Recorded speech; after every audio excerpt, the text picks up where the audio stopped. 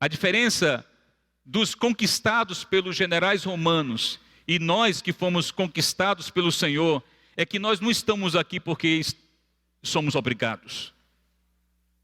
Depois que o Senhor capturou Pedro e os demais discípulos, no capítulo 6 de João, capítulo 6, o Senhor fez um grande discurso no capítulo 6, um discurso difícil de se ouvir, porque ele falou palavras muito duras, e as pessoas que estavam ouvindo o Senhor, uma a uma começaram a deixar o Senhor. Quando o Senhor ouviu aquilo, no versículo 66, à vista disso, muitos dos seus discípulos o abandonaram. Olha aqui, discípulos o abandonaram e já não andavam com ele. Respondeu-lhe Simão Pedro, Senhor, o versículo 67. Então perguntou Jesus aos 12, porventura, quereis também vós outros retirar-vos? Pode pegar as algemas e solta as algemas. Vocês estão livres. O que Pedro respondeu? Respondeu-lhe Simão Pedro, Senhor, para quem iremos? Tu tens as palavras da vida eterna. Nós não somos cristãos porque nós somos obrigados. Nós não estamos aqui porque tem alguém que colocou uma pressão, uma força para nós estarmos aqui. Nós estamos aqui porque o amor do Senhor, o amor desse general, a misericórdia dele, nos conquistaram. Nós fomos conquistados pelo Senhor e nós estamos aqui e vamos permanecer aqui. Não podemos ser como esses discípulos que abandonaram, devemos ser como Pedro que disse, Senhor, para quem iremos? Só tu tens as palavras da vida eterna. Todo dia eu penso em milhares de coisas, mas tem um pensamento que nunca me deixa. De vez em quando eu faço um exercício na minha mente. O que eu seria se eu não fosse um cristão? E quando eu penso nisso, as trevas tomam de conta de mim. Quando eu penso nisso, eu vejo que não sobra nada. Eu perco esperança, eu perco propósito, eu perco meu alvo, eu fico numa escuridão, eu fico sem referência.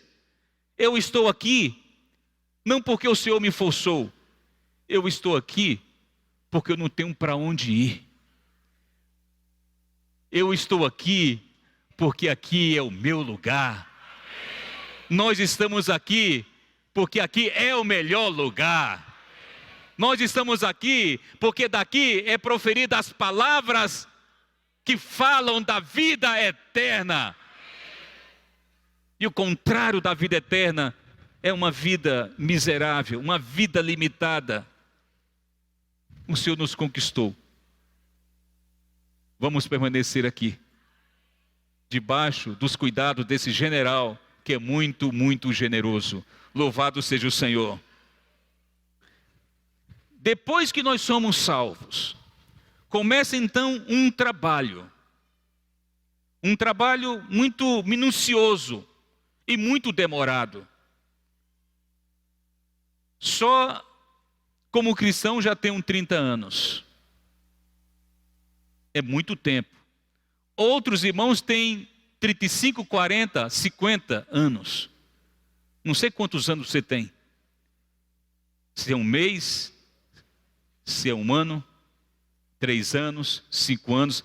Mas desde o dia que você foi salvo, você entrou num processo em que o Senhor não abandonou você. É um processo em que Ele está cuidando de você. O Senhor está cuidando de maneira muito estratégica. O Senhor está cuidando de cada um de nós de uma maneira muito especial. muito especial. Esse processo, até que o Senhor termine sua obra em nós, ele é longo. Muitos filhos de Deus perdem a paciência.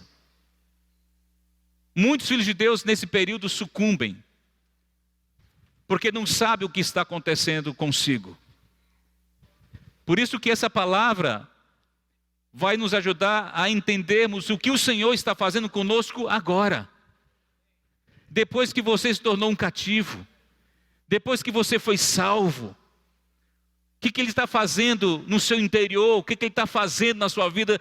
O Senhor, Ele está no seu ateliê, costurando, Ele está ali bordando, Ele está trabalhando na nossa vida, Ele está cuidando, levantando situações para que nós aprendamos lições de vida, lições da cruz.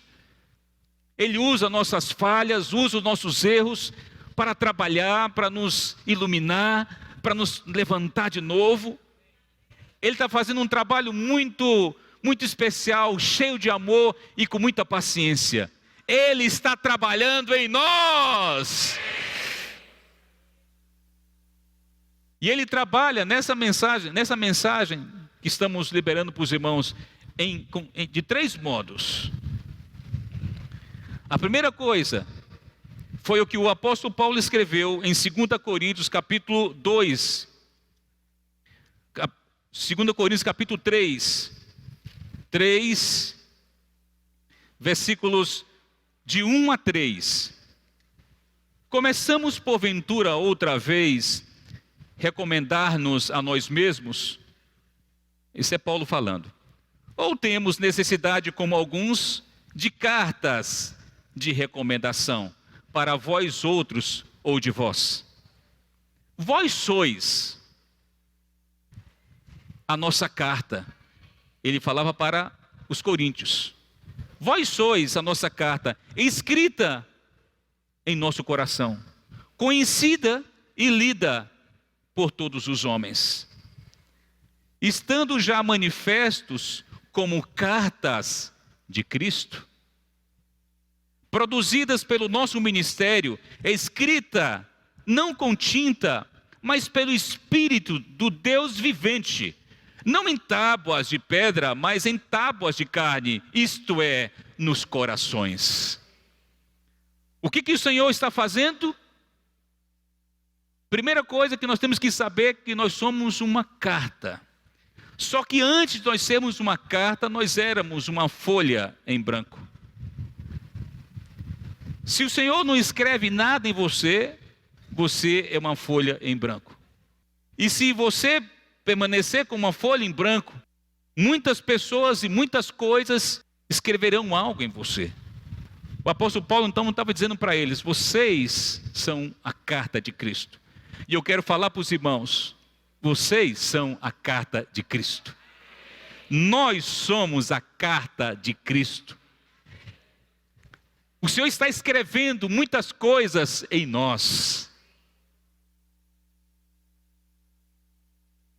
Quando alguém faz uma carta, ele põe todo o sentimento dele nessa carta.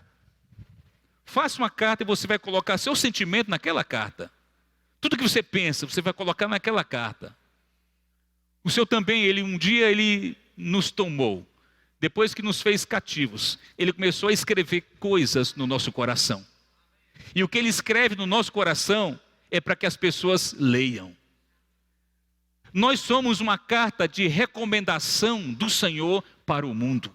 O que as pessoas não sabem do mundo, o que o mundo não sabe de Cristo, eles passam a saber por meio das cartas que o Senhor escreveu.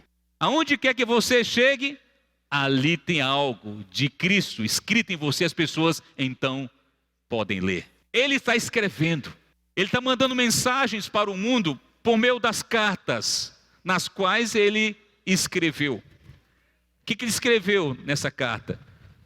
Eu amo você, você é meu, você não é de ninguém, eu tenho um propósito na sua vida, você está aqui só de passagem, Ele escreve um monte de coisas, mas ao final, o que o Senhor escreve em nós é Ele mesmo. Porque tudo que um escritor coloca na carta, se você olhar ali, encarna o sentimento dele, as ideias dele, a pessoa dele. Então o Senhor está escrevendo algo em nós, e o que Ele está escrevendo é Ele mesmo em nós. Portanto, devemos permitir ao Senhor que Ele continue escrevendo. Se coloque diante do Senhor com uma folha e diga: Senhor, escreve em mim. As reuniões não são só reuniões, é um lugar onde o Senhor escreve as coisas dele em nós. O que as pessoas estão lendo em você? Quando você se aproxima das pessoas, você está com elas, o que elas leem em você? O que você expressa? O que você declara? O mundo está perdido. Se nós não tivermos cartas vivas declarando para as pessoas o que é o Senhor, o mundo não tem solução, perdeu direção, nós somos o escape, nós somos a saída. Nós estamos aqui para dizer para as pessoas onde está o rumo da porta, nesse quarto escuro. Nós somos aqueles que têm uma lanterna na mão. Nós temos luz debaixo dos nossos pés. Nós podemos dirigir as pessoas, conduzir as pessoas para o caminho. Por isso que é tão importante nós permitirmos que o Senhor escreva os seus pensamentos, o seu propósito no nosso coração. Senhor Jesus, orar é dar ocasião para o Senhor escrever em você. Ler a Bíblia é dar ocasião para o Senhor escrever em você. Louvado seja o Senhor.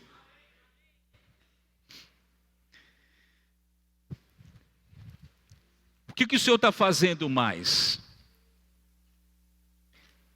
2 Coríntios capítulo 3, versículo 18.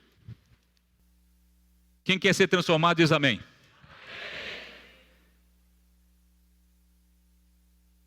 Cativo, agora o Senhor escreve, mas agora ativamente.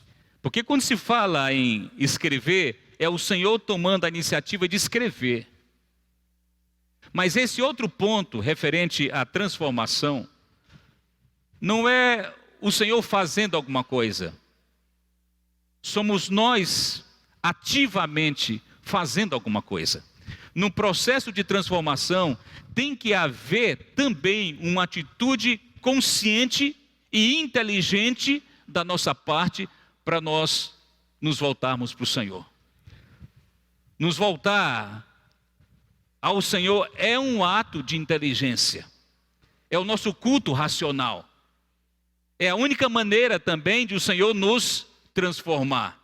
Então, quando o apóstolo Paulo fala sobre esse processo de transformação, ele era cheio de figuras. No capítulo 3, versículo 18, ele fala: e todos nós, com o rosto desvendado, contemplando, como por espelho, a glória do Senhor, somos na sua, como pelo Senhor, o Espírito. Então aqui não é o Senhor escrevendo. Aqui somos nós ativamente tomando a iniciativa de contemplar o Senhor. E aqui é dito que nós somos um espelho. Imagina, a Bíblia usa muitas figuras. Por um lado diz que nós somos cativos, por outro lado diz que nós somos uma carta, mas agora diz, você é um espelho. E como espelho, você deve pegar esse espelho e converter esse espelho para que esse espelho contemple o Senhor. Imagina isso. Quanto mais esse espelho contempla este objeto, quanto mais ele contempla Cristo, mais ele vai refletir Cristo. nós sempre vamos refletir aquilo que nós mais vemos. Se você pega o seu coração e começa a contemplar um monte de coisas que não é o Senhor, quando você fala, quando você se expressa, você passa a refletir aquilo ali. Às vezes as pessoas têm dificuldades de ver a expressão da transformação em nós, porque muitas vezes nós contemplamos tudo, menos o Senhor. Durante o dia, nós não gastamos mais tempo contemplando o Senhor. Nós gastamos muito tempo contemplando outras coisas. Se você lê muito jornal,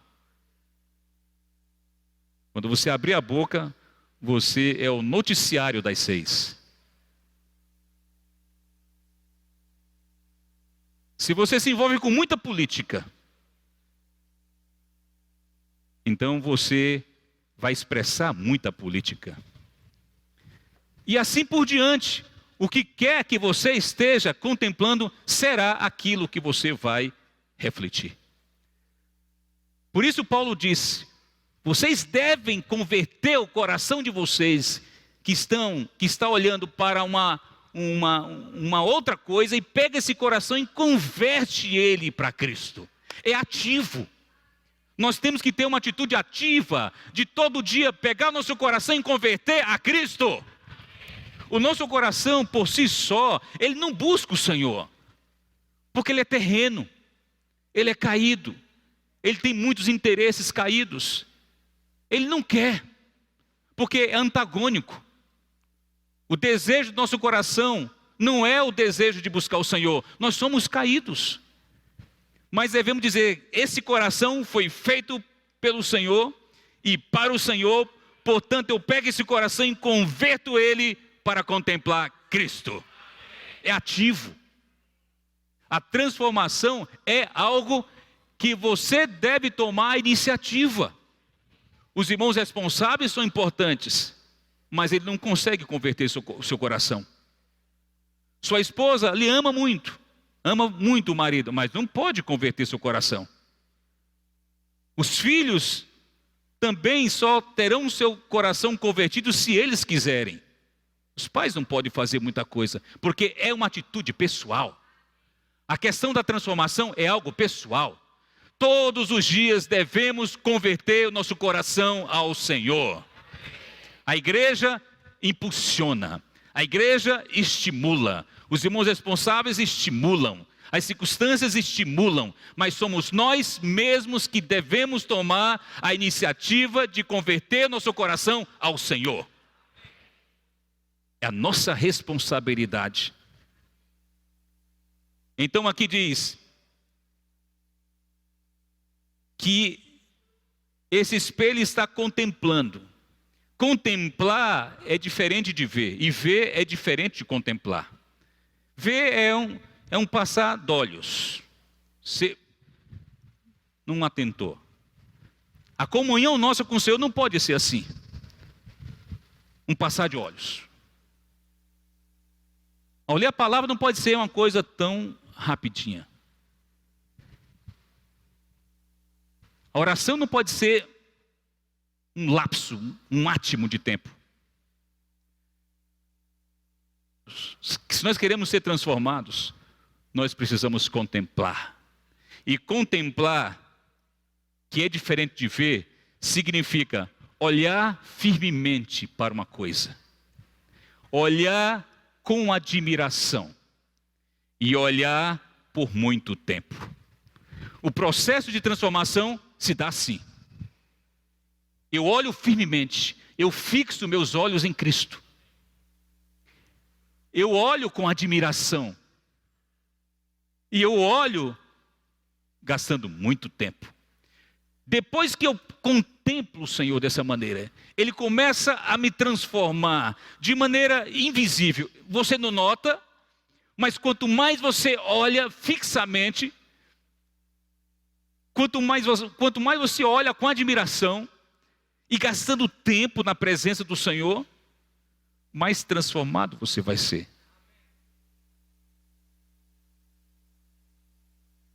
Se esse processo da transformação vai demorar, vai depender da nossa contemplação. Se ela é pouca, então o processo é muito lento. Se eu admiro pouco o Senhor, então o processo é muito lento. Se eu gasto pouco tempo, então o processo também vai ser lento. Mas se eu fixo os olhos no Senhor, fixar os olhos no Senhor, olhar para o Senhor, quando alguém puxa ali você pela calça, ei, não, peraí, eu estou olhando fixamente para Cristo. Olhar com admiração. Você sabe porque o Senhor, ele foi escrito, ele foi apresentado nos evangelhos de 4 ângulos, porque ele é tão maravilhoso, ele é tão rico, ele tem tantos pontos de admiração, que apenas escrever Cristo, apenas por um aspecto, seria suficiente. Ele é tão rico, tão maravilhoso, que foi necessário 4 evangelhos. Ele é maravilhoso, ele tem muitos pontos de admiração. Gaste tempo na presença do Senhor, gaste tempo amando o Senhor, olhando, puxa, o Senhor, Ele é o Cordeiro, o Senhor é o pão da vida, o Senhor é a água da vida, o Senhor é o caminho, o Senhor é a verdade, o Senhor é o meu Redentor. Então Ele é rico, vamos ter toda a eternidade, Ele é tão rico que vamos precisar da eternidade, para contemplar toda a beleza do Senhor. Ele é divino, Ele é maravilhoso, Ele é rico, Ele é desfrutável. Ele é mais do que um supermercado em relação a um prato de comida. Um prato de comida só tem alguns elementos ali. O supermercado tem abundância. O Senhor é mais do que um supermercado em relação a esse prato. O Senhor, as suas riquezas estão no universo, de tão amplo, de tão rico que o nosso Senhor é. Louvado seja o Senhor! Precisamos contemplar esse nosso Cristo maravilhoso. Portanto, leiam a palavra, leiam muito o Novo Testamento, leiam os evangelhos, leiam a explicação que Paulo deu acerca de Cristo nas suas epístolas, fazendo notas especiais acerca do que Cristo é nos evangelhos. Leia o livro de Apocalipse para ver como esse Senhor vai terminar essa história. E você vai se debruçar, vai se ajoelhar e dizer: Senhor, como Tu és maravilhoso, como Tu és grandioso. Ele é rico. Você vai passar a vida toda, a vida toda, a eternidade, para escutar tudo que Ele é. Daí, nós não podemos dar um passar de olhos em comunhão. Não podemos. Qual é a ação do inimigo? Qual é a ação do inimigo de Deus na vida dos incrédulos? Na vida das pessoas que não tiveram a chance de receber Jesus como seu Salvador. Você acha que ele vai deixar essas pessoas contemplarem Cristo? Não. E nós temos um texto que mostra isso. 2 Coríntios capítulo 4, versículo 3, diz assim: mas se o nosso evangelho ainda está encoberto, é para os que se perdem que está encoberto, nos quais o Deus deste século cegou o entendimento dos incrédulos, para que lhes não resplandeça a luz do evangelho da glória de Cristo, o qual é a imagem de Deus. Então aqui nós vemos a ação do inimigo em relação aos incrédulos. Ele não quer que eles vejam o evangelho.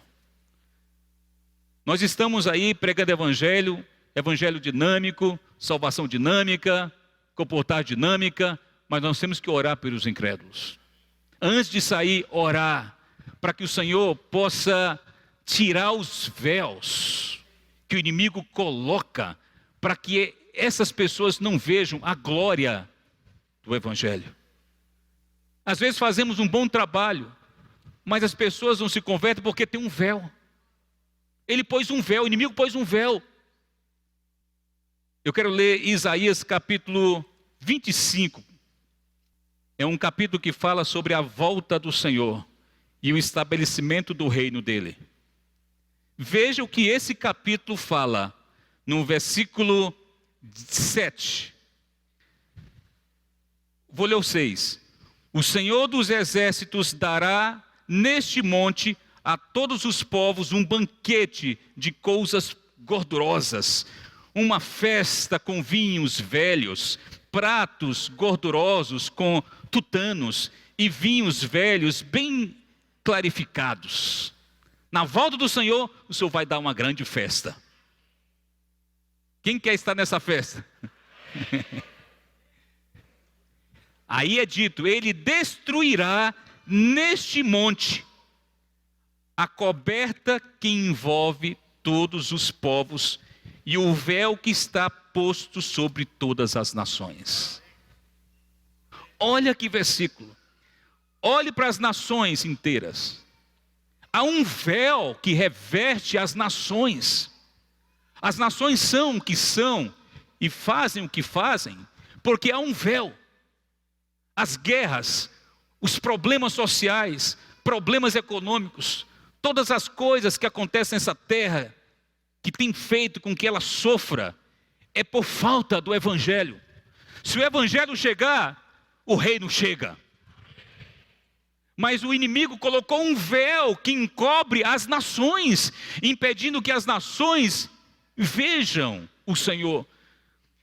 Se o Senhor fosse para a ONU, uma assembleia da ONU, ele resolveria os problemas do planeta, sem dizer uma palavra. Só a presença dele, ele resolveria tudo.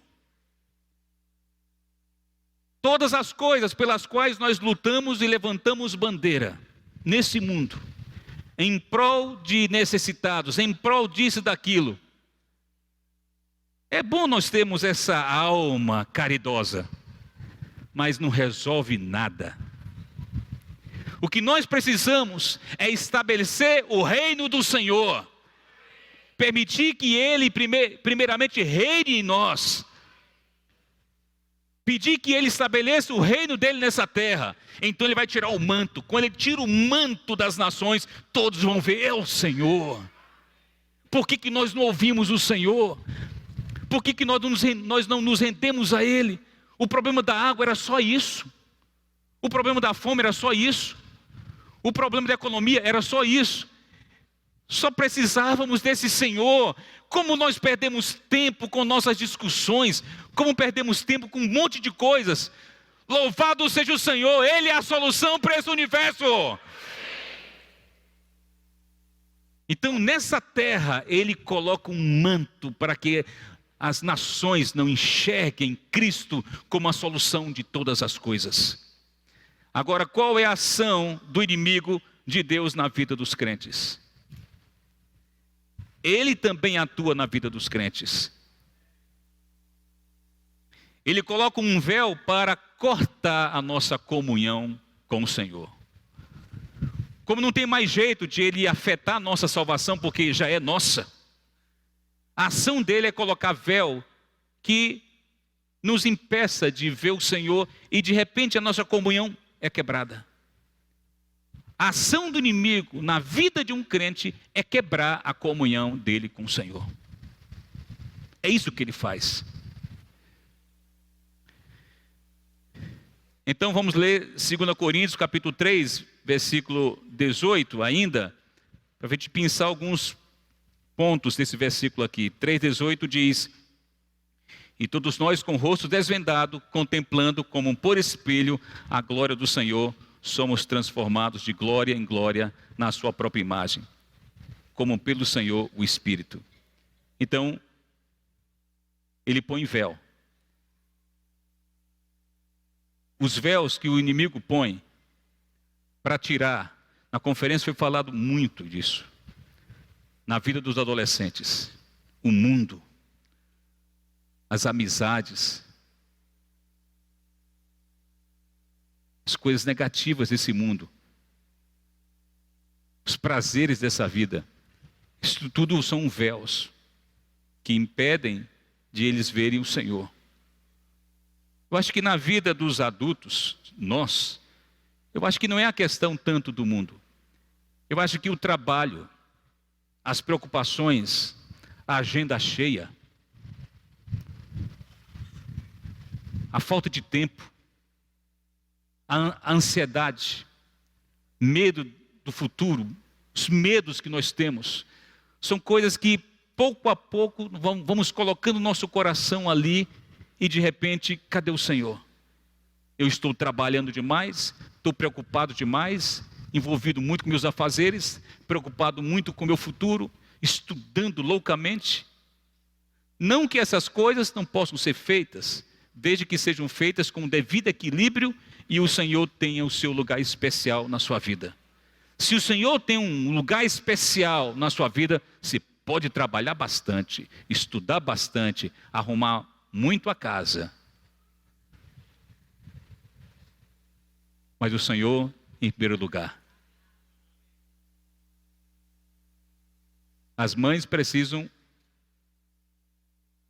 os pais precisam considerar buscar o Senhor em primeiro lugar como a coisa mais importante antes de qualquer outra. Jovens devem estudar, devem trabalhar, mas não transforme isso no seu véu, em algo que corta você da comunhão com o Senhor. Reserve espaço para as conferências, reserve espaço para sua leitura da Bíblia. Mesmo que você tenha que receber pessoas na sua casa, mesmo que você esteja cheio de afazeres, mesmo que você tenha que melhorar o salário para dar melhor acomodação para a família, contemplar o Senhor não pode ser perdido de vista. Não pode. Porque o que adianta eu arrumar a casa inteira e perder a vida? Do que adianta nós estudarmos tanto e no final das contas não termos perdido o Senhor? Do que adianta nós termos corrido e no final só ficou coisas efêmeras que se perdem? Não adianta. Temos que buscar as coisas que são eternas. Oh Senhor Jesus, quanto mais nós trabalhamos, quanto mais nós contemplamos, mais nós somos transformados. E essa transformação, aqui diz, que é de glória em glória. Significa que o Senhor não nos transforma da noite para o dia. Talvez fosse isso que a gente tanto quisesse. Senhor, resolve logo minha vida. Me transforma assim. Pili, pim, pim, pum. Você está transformado. Não é assim. De glória em glória. Dia a dia. Eu quero ver sua busca hoje e quero ver sua busca amanhã. Eu quero ver o seu coração convertido hoje e quero ver seu coração convertido amanhã. De glória em glória. Isso requer, sabe o quê? Muita paciência. Vamos ter paciência. Paciência uns com os outros. Você olha para o irmão, você julga ele, você diz, como é que ele está? Tem paciência. É de glória em glória. Tenha paciência, vamos ter paciência, irmãos. Irmãos responsáveis tendo paciência com os irmãos que